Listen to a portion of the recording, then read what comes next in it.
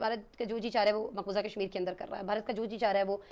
वहाँ अपनी अक़लियतों के साथ कर रहा है, इवन खुद हिंदुओं के साथ कर रहा है। और भारत की एक हमें दिखाई देता है कि बहुत सारे प्लेटफॉर्म्स है, बहुत मनमानी है, और सिर्फ इसलिए है कि उससे बहुत सारे ममालिक जो इनके मफादात जुड़े हैं। अब G20 में भी उसने जो कुछ किया, हमें ये ऐसा लगता है कि जी उसको ये भी माफ़ कर दिया जाएगा क्योंकि वो भारत है और उससे मफादात जुड़े हैं बाकी मुल्कों के। पिछले दिनों चांद के ऊपर चंद्रयान 3 के नाम से भारत का एक मिशन गया था, वो उसके जनूबी कुतुब के ऊपर उतरा था। आरएसएस की एक ज़ेली तंजीम है जिसका नाम है हिंदू महासभा, उसके जो सरबराह हैं स्वामी चक्रपाणी महाराज, वो बहुत बड़े लीडर हैं, लाखों लोगों की एक तंजीम के वो हेड हैं। उन्होंने मुतालबा किया है कि चूंकि भारत चांद के ऊपर पहुंच चुका है, लिहाजा चांद को भी हिंदू राष्ट्र करार दे दिया जाए। और हकीकतन नरेंद्र मोदी खुद भारतीय वजीर आजम जिस जगह पर जनूबी कुतुब के ऊपर वो खलाई गाड़ी उतरी है उसे शिव शक्ति पॉइंट का नाम दे चुके हैं। यानी इस सारे मामले को भी उन्होंने अपने हिंदू नेशनलिज्म के एजेंडे के तौर पर आगे लेके गए हैं, और ऐसा ही किया जा रहा है G20 समिट के साथ भी। भारत की जो G20 इजलासों की मेजबानी को अपने लिए बहुत बड़ी कामयाबी करार दे रहा था, लेकिन इस ग्रुप को शायद ये मालूम नहीं था कि भारतीय नाअहली की उसे इतनी बड़ी कीमत चुकाना पड़ेगी। हो या ना है नाजरीन कि रूसी सदर व्लादिमीर पुतिन और चीनी सदर शी जिनपिंग इजलास में शिरकत के लिए भारत नहीं जा रहे हैं। इस ऐलान को भारत और खुद G20 के लिए बहुत बड़ा धचका करार दिया जा रहा है। अमेरिका के जो सदर हैं जो बाइडन, उन्होंने भी मायूसी का इजहार कर दिया है। उनका ख्याल था कि वो इस कॉन्फ्रेंस के मौके पर अपने चीनी हम मनसब से मुलाकात करेंगे और दोनों मुल्कों के माबैन बढ़ती दूरियों को कम करने के लिए राह हमवार करेंगे। इससे कबल भी भारत की ज़ेरे सरबराही जितने भी इजलास नाज़रीन हुए हैं उनमें से एक भी नतीजा केस साबित नहीं हो सका है, यहाँ तक कि इनका मुश्तरका एलामिया भी जारी नहीं किया जा सका, जिस पर भारत को शदीद तनकीद का सामना करना पड़ा था। ऐसे में 9 सितंबर को शुरू होने वाले इस इजलास की अहमियत और अफादियत खत्म होती दिखाई देती है। नाज़रीन, जब हम भारत की बात करते हैं तो हम सभी जानते हैं कि एक ऐसा मुल्क है जिसके G20 रुकन ममालिक से भी अच्छे ताल्लुकात नहीं हैं। यही वजह है कि वो G20 इजलासों का बामकसद और कामयाब बनाने में नाकाम दिखाई दे रहा है। इस बार इजलास की नाकामी भारत के लिए कितनी नुकसानदेह साबित होगी? रूसी सदर पुतिन और अब चीनी सदर शी जिनपिंग ने भारत में होने वाले G20 इजलास में शिरकत न करने का फैसला किया है। मीडिया रिपोर्ट्स के मुताबिक इस सिलसिले में भारतीय वज़ीर आज़म नरेंद्र मोदी ने अमेरिकी सदर जो बाइडन से सिफारिश भी करवाई, लेकिन अमेरिकी सदर को भी उस वक्त मायूसी का इजहार करना पड़ा जब उन्हें इस बात की तस्दीक हो गई कि चीनी सदर G20 इजलास में शिरकत नहीं कर रहे। अमेरिकी मीडिया के मुताबिक जो बाइडन ने गुज़िश्ता हफ्ते इस उम्मीद का इजहार किया था कि चीनी सदर शी जिनपिंग अगले हफ्ते भारत में होने वाले G20 रहनुमाओं के सरबराह इजलास में शिरकत करेंगे और इस इजलास की बदौलत उनकी चीनी हम मनसब से मुलाकात हो जाएगी। बरतानवी खबर एजेंसी रॉयटर्स ने गुज़िश्ता रोज शी जिनपिंग की G20 इजलास में मुमकिना गैर मौजूदगी की इत्तला दी थी। इस ज़िम्न में माहिरीन का कहना था कि चीनी सदर की जानिब से इजलास में शिरकत न करने के किसी भी फैसले को मेजबान भारत के साथ दुश्मनी से जोड़ा जा सकता है। रॉयटर्स की रिपोर्ट के मुताबिक उन्हें चीनी हुकाम की जानिब से मुतवक्के गैर मौजूदगी से आगाह किया था, लेकिन उन्हें इसकी वजह मालूम नहीं थी। दोनों ममालिक के दरमियान हालिया दौर में हालात इस वक्त कशीदा हुई थी जब बीजिंग ने एक नक्शा जारी किया जिसमें अरुणाचल प्रदेश और डोकलाम सतह मुर्तफा को दिखाया गया था। इस ज़िम्न में भारत ने गुज़िश्ता दिनों चीन के इस इक़दाम पर इतराज़ किया तो बीजिंग ने भारत पर जोर दिया कि वो नक्शे पर पुरसुकून रहे। शी जिनपिंग ने 2013 में सदर बनने के बाद से G20 के दीगर तमाम सरबराहों इजलास में शिरकत की है, सिवाय 2021 में कोविड वबाई अमराज के दौरान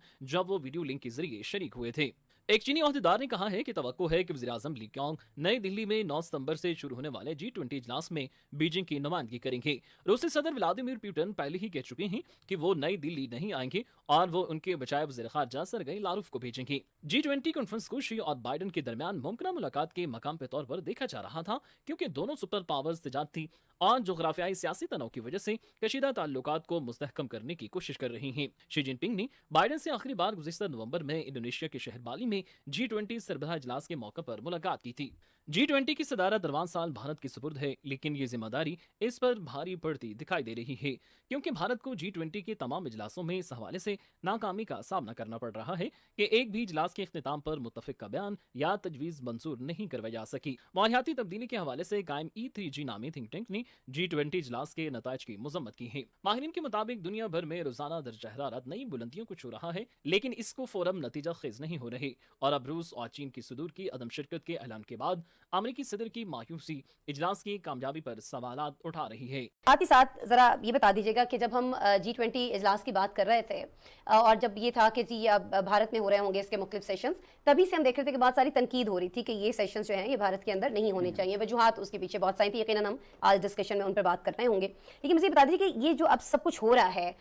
व्लादिमीर पुतिन हैं, चीनी सदर हैं, नहीं जा रहे हैं, पहले तो ये कि क्यों नहीं जा रहे हैं? देखिए, सबसे पहले तो भारत की अपनी जो खारजा पॉलिसी है ना, उसके अंदर इतना दोहरापन है कि वो उसको नताइज सामने आ रहे हैं। 2 हफ्ते पहले हम देखते हैं कि चीन ने अपना 2023 का ताज़ा तरीन नक्शा जारी किया है, जिसके अंदर जो अरुणाचल प्रदेश है उसको और एक्साई चीन को चीन के इलाके बताए गए हैं और उनका चीनी जुबान के अंदर उन्हें नाम दिए गए हैं। इसके ऊपर बहुत ज़्यादा एहतजाज सामने आया भारत की जानब से, चंद दूसरी तरफ से भी। तो एक ये चल रहा था और उसके साथ साथ लद्दाख पे देखें कि कितनी ज़्यादा टेंशन बन गई है। हम देखते हैं कि 3 साल कबल 2020 के अंदर एक वाकया पेश आया था जिसके नतीजे में 20 भारतीय फौजी जो थे वो जहन्नम वासिल हो गए थे चीनी फौजियों के हाथों। उसके बाद से अभी ताहाल वो स्टैंड ऑफ की पोजीशन वैसे ही बनी हुई है। कितनी मिलिट्री टॉक्स हो चुकी हैं, अभी जो रिसेंटली मिलिट्री टॉक हुई थी उसके अंदर भी ये बात की गई थी कि इसको खत्म होना चाहिए। बहुत से जो भारतीय पोजीशन है वो ये इल्ज़ाम लगाती है कि चीन जो है वो भारत के एक बड़े हिस्से के ऊपर पेशरफ्त करके उस पर कब्जा जमा के बैठा हुआ है और भारत उसको रिटेलिएट करने के लिए कुछ भी नहीं कर पा रहा। राहुल गांधी ने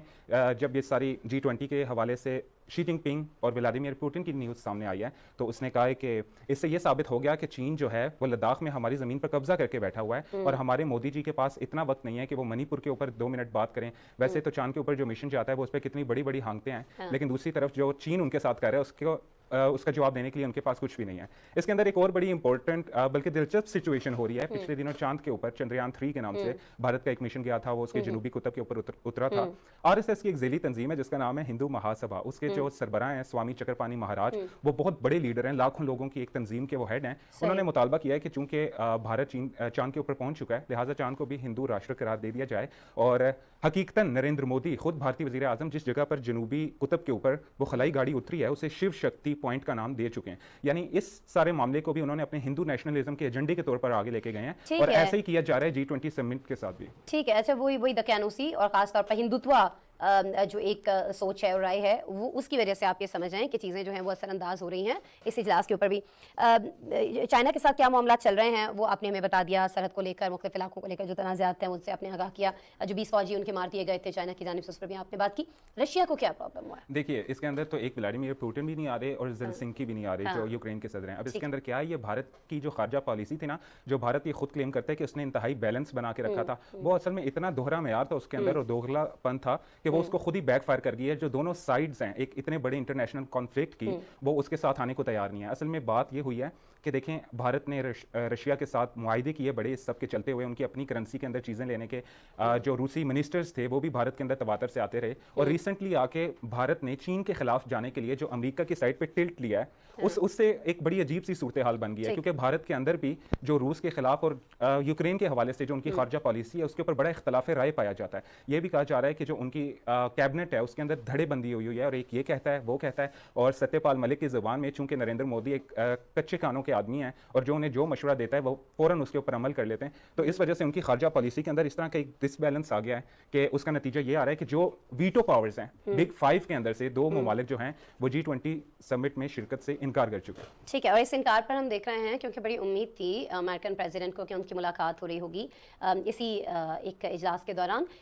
इनके चाइना के प्रेसिडेंट से, लेकिन ज़रा वो नहीं आ रहे हैं तो इनके मामला भी थोड़े से खटाई में पड़ते दिखाई देते हैं। अब्दुल्ला, देखिए, सबसे पहली बात तो ये, जिस तरह आपने कहा, आलमी मीडिया के अंदर इस G20 समिट को इस वजह से इंतहाई अहम बताया जा रहा था कि इसके अंदर पुतिन होंगे रिपोर्टेडली और शी जिनपिंग होंगे और जो बाइडन होंगे। हम देखते हैं कि अमेरिका और चीन के बैकडोर कुछ राब्ते शायद चल रहे थे, क्योंकि जो अमेरिका के स्टेट सेक्रेटरी हैं एंटनी ब्लिंकन, उन्होंने 2-3 हफ्ते कबल बीजिंग का दौरा किया और इस तरह के मुतादिद बार हुआ गया, लेकिन उनके माबैन जो तल्लकात में गर्मी है जो वो अभी तक ताहाल उसी तरह से बनी हुई है। हम देखते हैं कि जब से असल में हो ऐसा रहा है कि एक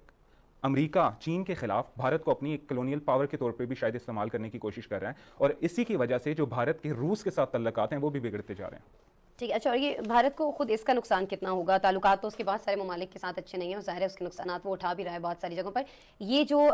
इस इजलास की G20 इजलास की जो सरबराही है जिसमें वो बहुत बुरी तरह से नाकाम हुआ है, ये उसके लिए कितनी आगे मसाइल खड़े करते हुए दिखाई देंगे? देखिए, इस वक्त भारत के अंदर जो सबसे बड़ा दाखिली सियासत के अंदर इशू है ना, वो भारत के आमदा रियासती इंतखाबात हैं और उससे भी पहले जो 2024 के अंदर लोकसभा इंतखाबात हैं वो उनके सर पर आन पहुंचे। इसके अंदर अब असर ये पड़ रहा है कि इंडिया के नाम से जो भारत की सारी अपोजिशन है वो एक साइड पर हो चुकी है। उन्होंने अभी एक एक रिसेंटली मीटिंग की है और उसके अंदर फैसला किया गया है कि जो 30 सितंबर है उस तक उनकी जो आपस में सीट्स की शेयरिंग है उसका भी फैसला कर लिया जाएगा, यानी वो इतनी क्विकली मूव कर रहे हैं। हम देखते हैं मणिपुर के अंदर फसादात जारी हैं तकरीबन 3 मई के बाद से लगातार, और उसके अंदर शिद्दत आ रही है। उसका हमें एक सबूत ऐसे मिलता है कि भारतीय अपोजिशन नहीं, आलमी मीडिया नहीं, जो आसाम राइफल्स के डीजी हैं लेफ्टिनेंट जनरल पीसी नायर, उन्होंने गुज़िश्ता दिनों बात करते हुए कहा है कि मणिपुर के अंदर वो सूरत हाल है जो अभी तक हमें इंडियन आर्मी को भी समझ नहीं आ रही, क्योंकि उसके अंदर अब असल में हो ये रहा है कि जैसे मकबूजा कश्मीर से आर्टिकल 370 का खात्मा किया गया था, इसी तरह मणिपुर के अंदर से ईसाइयों के जो खसूसी इख्तियारात हैं उन्हें छीना जा रहा है। उससे एक सिमिलर कानून था उसे लिया जा रहा है, और वहाँ पे जो मतई हिंदू बरादरी है उसको बसाने के लिए ईसाइयों को दीवार के साथ लगाया जा रहा है। इसका अब नतीजा ये निकल रहा है